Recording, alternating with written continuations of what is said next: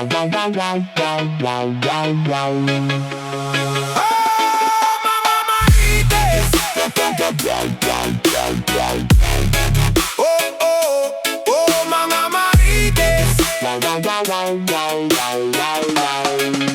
Oh, oh, mga Marites, sa kantong milya ang istorya. Bisa nun sa pay chismes nga modagan sa hangin.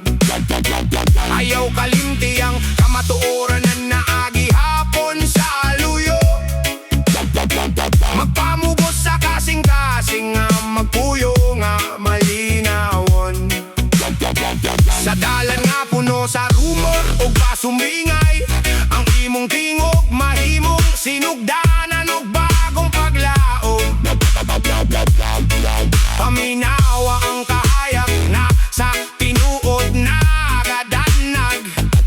Kaysa kinasuloran ang hustisya, magpabiling alig-on. Bisan pa man og daghang istorya ang mulupad, ang matagpulong kinahanglan nga ikonsidera og buotan. Dili lang chismis ang magporma sa atong pagkatao, kundili ang respeto o kamatuoran ang molamdag sa panglantaw. Ayaw kahadlok sa kasaba, kaysa likod sa mga pulong na ay dugang pangkahulugan.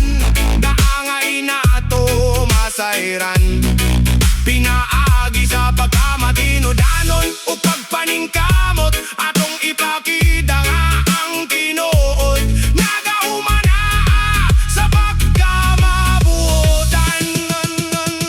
Oh, mga Marites, paminaw sa tinaong atingog. Bisan pa ugan na sa kalibutan ang daghang kasaba. Atong hinumduman nga sa hustong panahon mukag tinud-anay.